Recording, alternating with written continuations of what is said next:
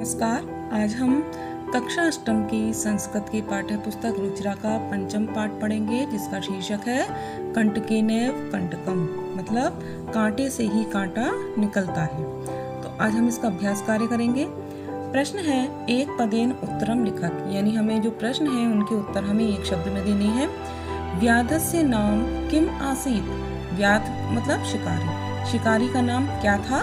चंचलः, चंचल। चंचलः व्याघ्रम कुत्र दृष्टवान, चंचल ने बाघ को कुत्र दृष्टवान कहाँ देखा? जाले मतलब जाल में। कस्मै किमपि अकार्यम न भवति, किसके लिए कुछ भी न करने योग्य नहीं होता है। किसके लिए? क्षुधार्ता है मतलब भूख के लिए। जब आदमी को भूख लगती है तो वो सब कुछ करने को तैयार हो जाता है। कहते हैं ना, भूख में तो किवाड़ भी पापड़ लगते हैं। तो जब भूख लगती है तो व्यक्ति सब कुछ करने के लिए तैयार हो जाता है। तो किसके लिए कुछ भी ना करने योग्य नहीं होता? क्षुधार्ता है भूख के लिए। बदरी गुल्मानाम पृष्ठे कानिलीना आसीत, बदरी गुल्मानाम, बदरी मतलब बेर, गुल्मानाम झाड़ी, बेर की झाड़ियों के पीछे कौन छिपा हुआ था? लोमशिका मतलब लोमड़ी। सर्वः किम समीहते, सब कुछ किसमें निहित है? किसमें? स्वार्थम, स्वार्थ में, मतलब अपने सबको, हर कोई व्यक्ति क्या चाहता है? अपना स्वार्थ सिद्ध करना चाहता है। निसहायो व्याघ्र किम अयाचत, निसहाय मतलब असहाय होकर बाघ ने किसकी याचना की? प्राण भिक्षा, अपने प्राण की भिक्षा मांगी। प्रश्न 2 है पूर्ण वाक्येन उत्तरत, मतलब जो हमें प्रश्न है हमें उनके उत्तर पूर्ण वाक्य में देने हैं। चंचलेन वने किम कृतम, चंचल ने वन में क्या किया? चंचलेन वने जालम विस्तारितम, चंचल ने वन में जाल बिछाया। व्याघ्रस्य पिपासा कथम शांता अभवत, व्याघ्र मतलब बाघ की जो पिपासा प्यास, बाघ की प्यास कैसे शांत हुई?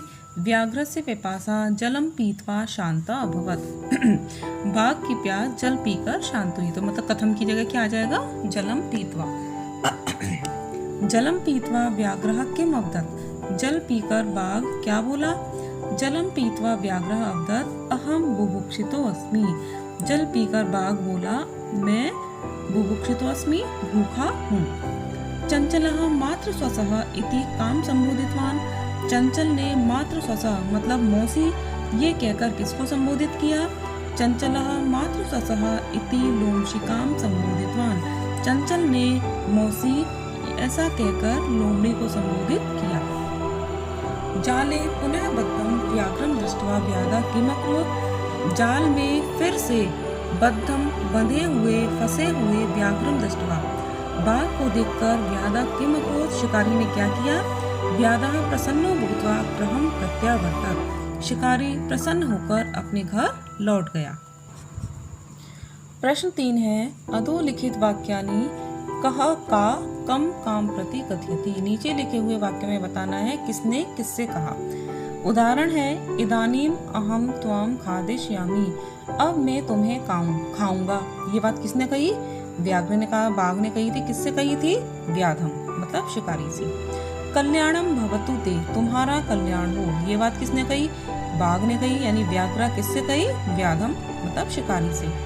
जनाः मयि स्नानम कुर्वन्ति, लोग मुझ में स्नान करते हैं। किसने कहा? नदी के जल ने, नदी जलम किससे कहा? चंचल से मतलब चंचलम।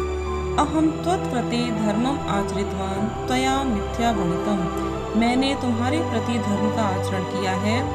त्वया मिथ्या भणितम, तुमने झूठ बोला है। किसने कहा था ये? चंचल ने कहा था बाघ से, मतलब व्याधः, व्याध ने कहा व्याघ्र। यत्र कुत्रापि छेदनम कुर्वन्ति, जहाँ कहीं भी काट डालते हैं। किसने कहा था?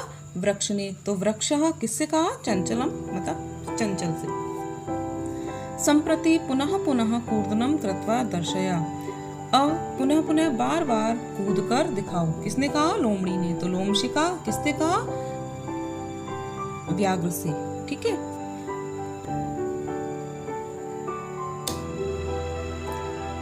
प्रश्न 4 है रेखांकित पदम आधृत्य प्रश्न निर्माण करो। तो जो अंडरलाइन शब्द है उसको हमें क्या करना है? प्रश्न बनाना है। व्याधः व्याघ्रम जालात बहे निर्सार्यत, शिकारी ने बाघ को जाल से बाहर निकाल दिया। जाल से, तो प्रश्न क्या बनेगा? किससे? तो किससे के लिए क्या आएगा? कस्मात। व्याधः व्याघ्रम कस्मात् बहि निवसार्यात्, और बाद में क्वेश्चन मार्क। जब आप कॉपी में लिखेंगे तो आपको ध्यान रखना है प्रश्न में पूरा लिखना है और बाद में क्वेश्चन मार्क भी प्रश्नवाचक चिन्ह में लगाना है। चंचलः वृक्षम उपगम्य अपृच्छत्, चंचल ने वृक्ष के पास जाकर पूछा। तो वृक्ष के तो क्या आएगा प्रश्न, किसके, तो उसके लिए क्या आएगा कम। चंचलः कम उपगम्य अपृच्छत्। व्याधः लोमशिकायै निखिलां कथां न्यवेदयत्, शिकारी ने लोमड़ी को सारी कहानी बताई। तो लोमड़ी को तो आया किसको, तो व्याधा कस्यै निखिलां कथां न्यवेदयत्। मानवाः वृक्षाणां छायायां विरमन्ति, मनुष्य वृक्षों की छाया में विश्राम करते हैं। वृक्षों की तो प्रश्न क्या बनेगा, किसकी, बहुवचन है इसलिए आएगा केषां। व्याधः नद्याः जलेन व्याघ्रस्य पिपासाम् अशमयत्, शिकारी ने नदी के जल से बाघ की प्यास बुझाई। नदी के तो प्रश्न क्या बनेगा, किसके, तो किसके के लिए क्या आएगा, कस्या। प्रश्न 5 है मंजूषातः पदानि चित्वा कथां पूरयत्, मंजूषा में से शब्द चुनकर हमें कहानी पूरी करनी है। तो ये फिलअप है और इस कहानी की मैं आपको हिंदी बता देती हूँ। एकस्मिन् वने एकः वृद्धः व्याघ्रः आसीत्, एक जंगल में एक बूढ़ा बाघ था। सः एकदा व्याधेन विस्तारिते जाले बद्धः अभवत्, वह एक बार व्याधेन विस्तारिते जाले शिकारी के द्वारा बिछाए गए जाल में बद्धः अभवत्, फंस गया। सः बहु प्रयासं कृतवान्, उसने बहुत प्रयत्न किया, किंतु जालात् मुक्तः न अभवत्, किंतु जाल से मुक्त नहीं हो पाया। अकस्मात् तत्र एकः मूषकः समागच्छत्, अचानक वहाँ एक मूषक मतलब चूहा आया। बद्धं व्याघ्रं दृष्ट्वा सः तम् अवदत्, बंधे हुए फंसे हुए बाघ को देखकर उसने उससे कहा, अहो भवान जाले बद्धः, अरे आप जाल में फंस गए। अहं त्वां मोचितुम् इच्छामि, मैं तुम्हें छुड़ाना चाहता हूँ। तच्छ्रुत्वा व्याघ्रः स अट्टहासम् अवदत्, यह सुनकर व्याघ्र साट्टहासं जोर से हंसते हुए बोला, अरे तुम क्षुद्रः जीव मम सहायं करिष्यसि, तुम क्षुद्र मतलब तुच्छ या छोटे जीव मम सहाय करिष्यसि, मेरी सहायता करोगे। यदि तुम मां मोचयिष्यति, यदि तुम मुझे छुड़ा दोगे, तर्हि अहं त्वां न हनिष्यामि, तो मैं तुमको नहीं मारूंगा। मूषका स्वकीयै लघुदन्तै तज्जालस्य कर्तनं कृत्वा तं व्याघ्रं बहिः कृतवान्, चूहे ने स्वकीयै अपने लघुदन्तै छोटे दांतों से तज्जालस्य कर्तनं कृत्वा उस जाल को काटकर तम व्याघ्रं बहिः कृतवान्, उस बाघ को बाहर कर दिया। अब इसके आप अर्थ समझ लीजिए। जो शब्द है वृद्ध मतलब बूढ़ा, कृतवान किया, अकस्मात अचानक, मोचितुम छुड़ाना, साट्टहासं जोर जोर से हंसना, क्षुद्र मतलब तुच्छ या छोटा, तर्हि तो स्वकीय अपने, कर्तनम काटना।